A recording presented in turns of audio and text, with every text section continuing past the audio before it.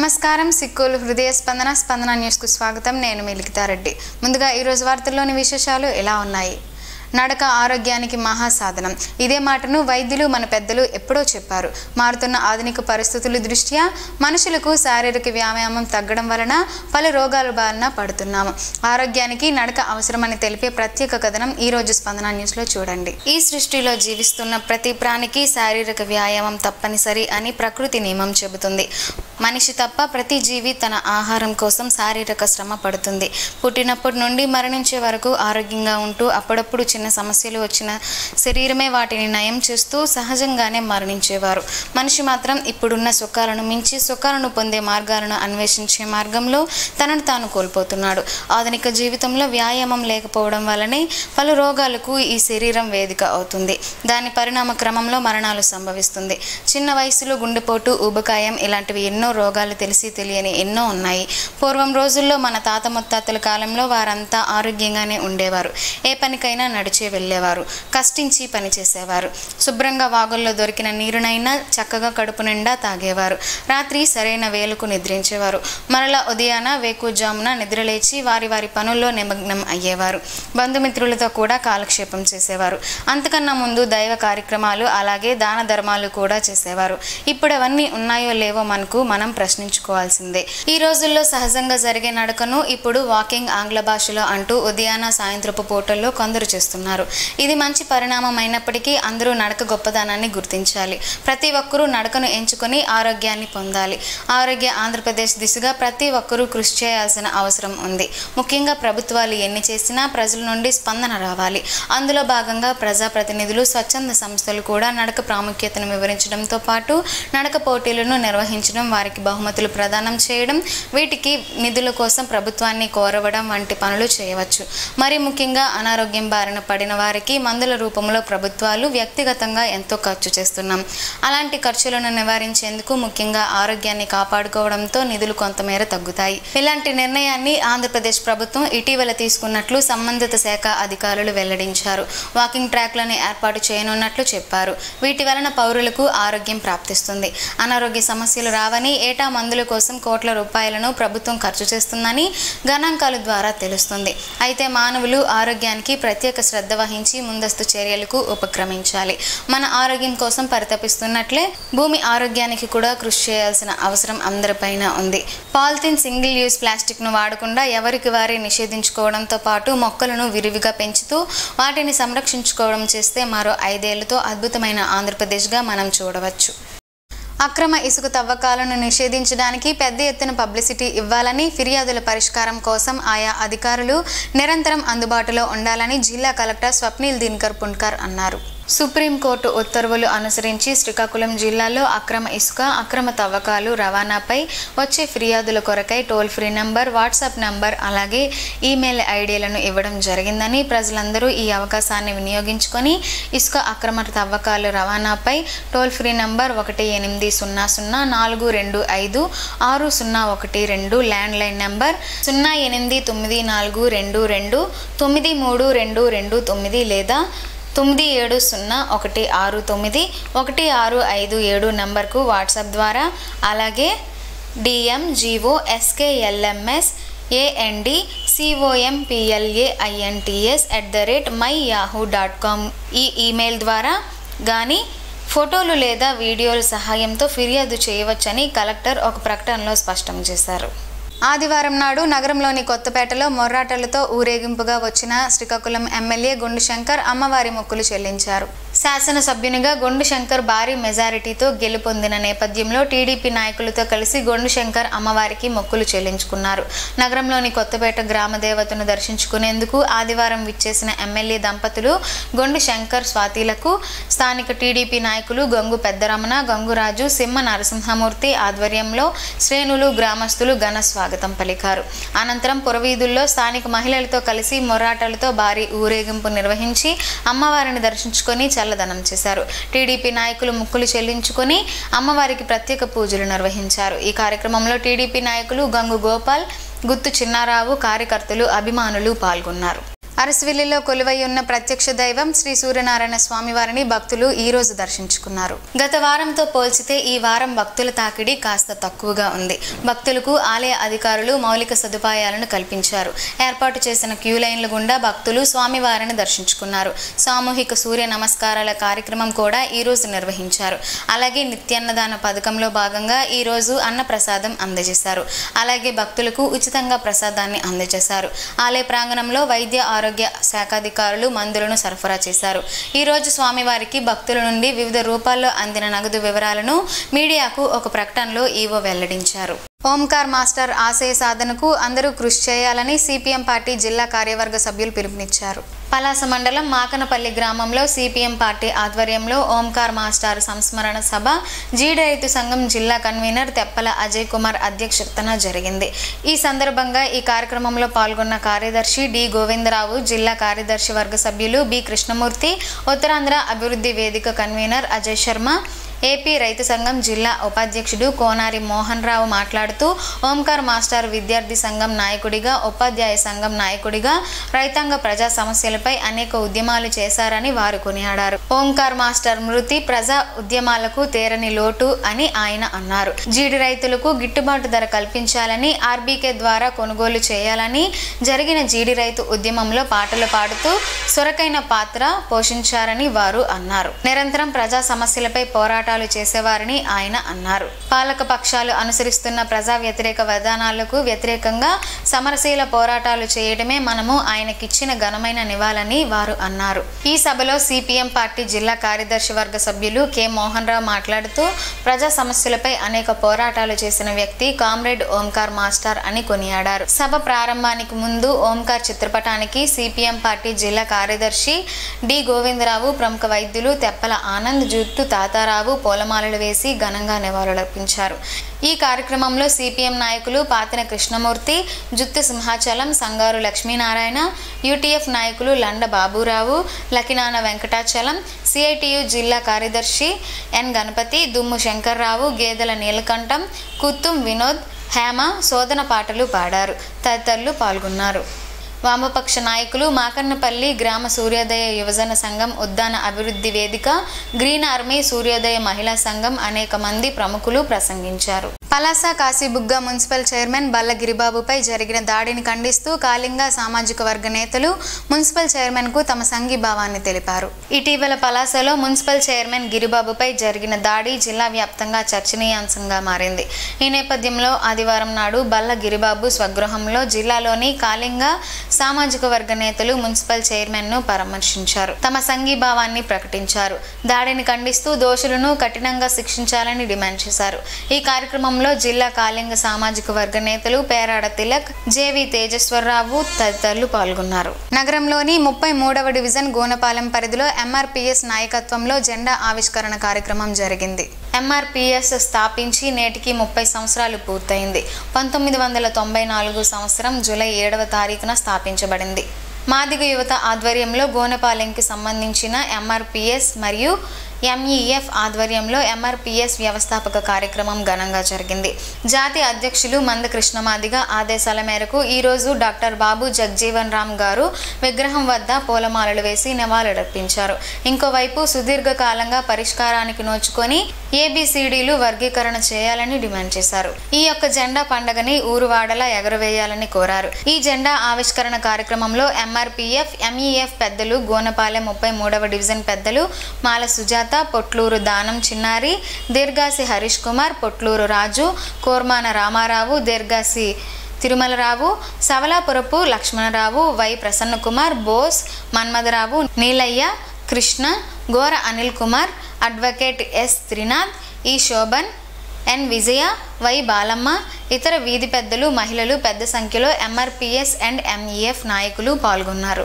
Srikakulam Amadalavalasa road విస్తరణలో స్థలం కోల్పోతున్న బాధితులకు న్యాయం చేస్తామని ఎమ్మెల్యే గుండు శంకర్ భరోసానిచ్చారు. 2 రోజుల్లో వారితో సమావేశం నిర్వహించి బాండ్ల రూపంలో నష్టపరిహారం చెల్లిస్తామని అన్నారు.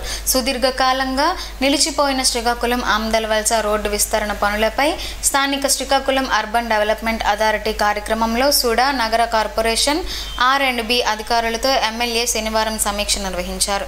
రోడ్డు విస్తరణకు 20 సంవత్సరాల క్రితం రూపొందించిన మాస్టర్ ప్లాన్ ప్రస్తుత అవసరాలకు తగ్గట్టుగా లేకపోవడంతో కొత్తగా మాస్టర్ ప్లాన్ రూపొందించనున్నట్లు ఎమ్మెల్యే శంకర్ తెలిపారు.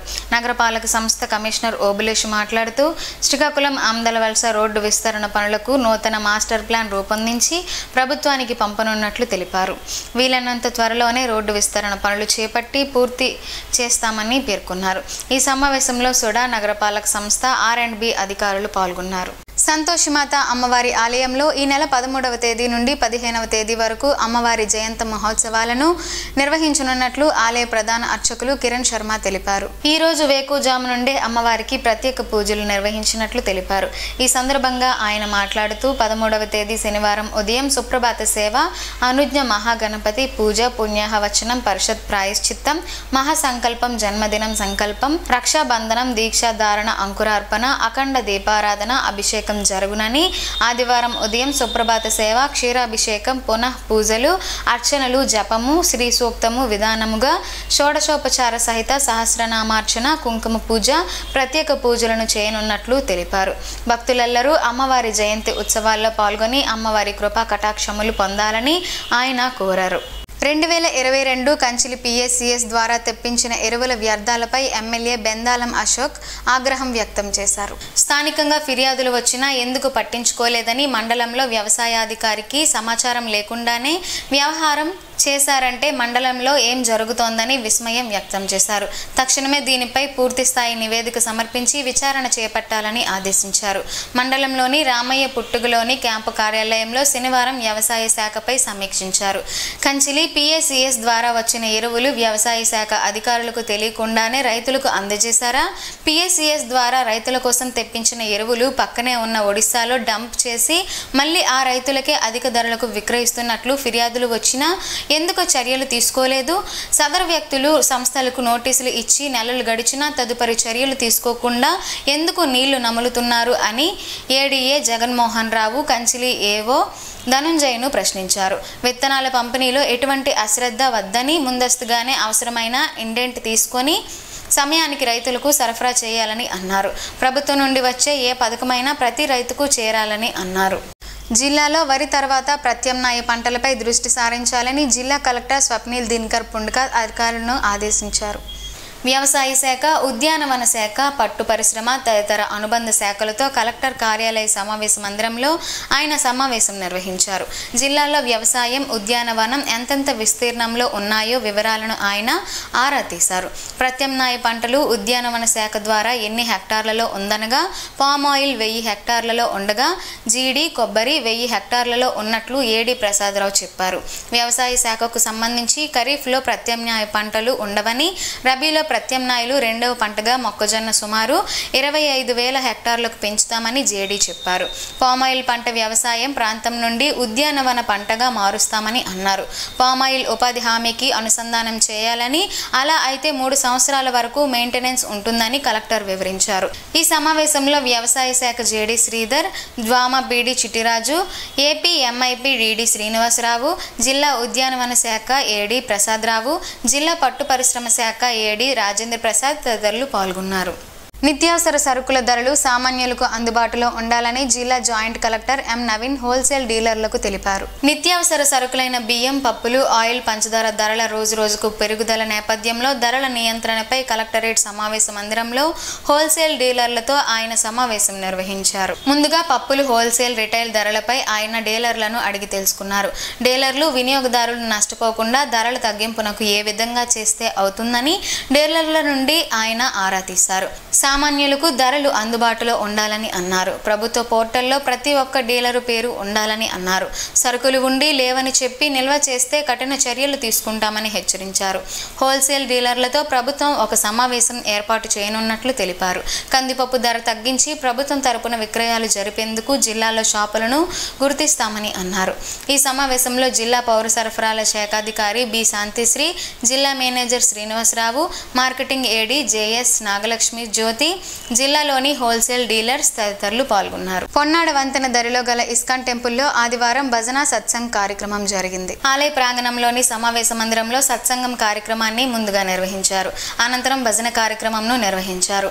అలాగే స్వామివారికి ప్రత్యేక పూజలు నిర్వహించి మధ్యాహ్నం భక్తులకు ఆలయ నిర్వాహకులు అన్నప్రసాదాన్ని అందించారు. పాతపట్నం నియోజకవర్గ కేంద్రంలో మహేంద్ర జూనియర్ కళాశాల నందు ఆర్ఎస్ఎస్ ఆధ్వర్యంలో గురు పూజోత్సవ కార్యక్రమం ఆదివారం నిర్వహించారు. ఈ కార్యక్రమంలో పాతపట్నం నియోజకవర్గం భారతీయ జనతా పార్టీ సీనియర్ నాయకులు సిరిపురం తేజేశ్వరరావు పాల్గొని జ్యోతి ప్రజ్వలన చేశారు.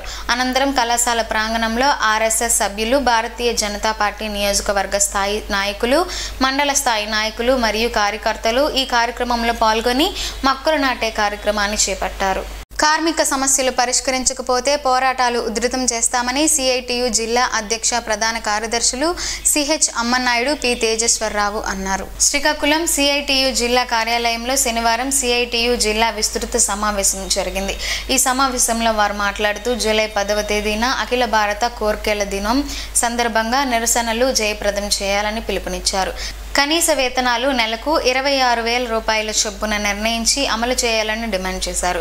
పైడి భీమవరం పారిశ్రామిక ప్రాంతంలో హైడ్రాలిక్ ఫోమ్ ఫైర్ ఇంజిన్ ఏర్పాటు చేయాలని, పరిశ్రమలలో కార్మికుల భద్రతకు పటిష్టమైన చర్యలు చేపట్టాలని డిమాండ్ చేశారు. శ్యామ్ క్రగ్ పిస్టన్స్ అండ్ రింగ్స్ యాజమాన్యం 30 సంవత్సరాలు సర్వీసు పూర్తయిందని, అక్రమంగా తొలగించిన కార్మికులను వెంటనే విధుల్లోకి తీసుకోవాలని, వేతన ఒప్పందం చేయాలని డిమాండ్ చేశారు.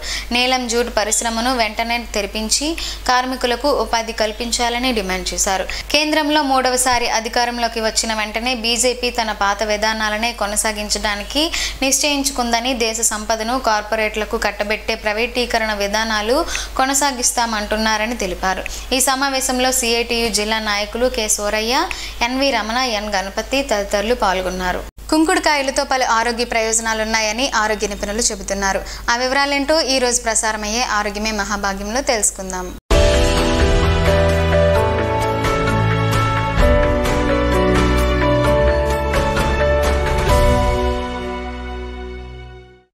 తలకు స్నానం చేయాలంటే కుంకుడుకాయలు లేదా షీకాయను గత 40 ఏళ్ల కిందట ప్రతి ఒక్కరూ వాడేవారు.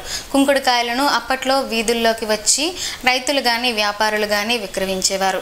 వారి నుండి కొనుగోలు చేసి కుంకుడుకాయల్లో పిక్కలను వేరు చేసి వాటిని ఒక దగ్గర దాచుకునే వాటిని స్నానం చేసుకునే ముందు నీటిలో వేసి బాగా కలిపి 2-3 సార్లు కుంకుడు పుల్లను పట్టిస్తే జుట్టుకు ఉన్న ఎంత జిడ్డు అయినా ఇట్టే పోయేది. ఇప్పుడున్న పెద్దలకు ఈ అనుభవాలను తెలిసినవే. అయితే ఈ కుంకుడు పుల్ల కంటిలో పడితే మాత్రం మంట కొట్టడం ఖాయం. అయితే అప్పట్లో పెద్దవారు కంటికి మంచిదని చెప్పేవారు. ఇప్పుడైతే షాంపూలు అందుబాటులో ఉన్నాయి. కానీ 40 ఏళ్ల కిందట పెద్దగా షాంపూలు అందుబాటులో లేవనే చెప్పాలి. పెద్ద పెద్ద నగరాల్లో అందుబాటులో ఉండడం గగనమే.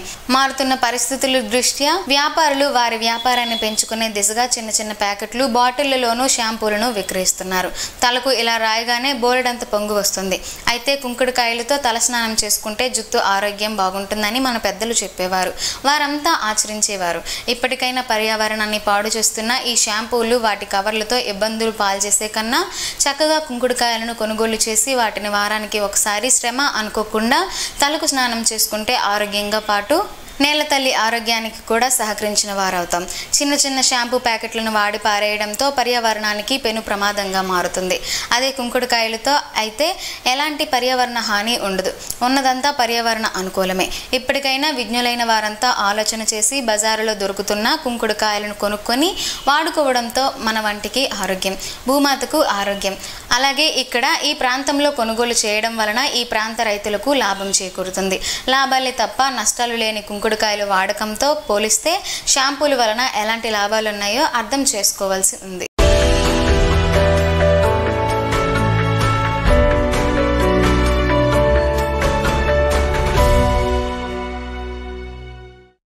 ఈ రోజు వార్తల్లో ఒక మంచి మాటను విందాం, ఆచరిద్దాం. సమాజ శ్రేయస్సును కాంక్షించే మహనీయుల మాటల్లోంచి ఈ రోజు.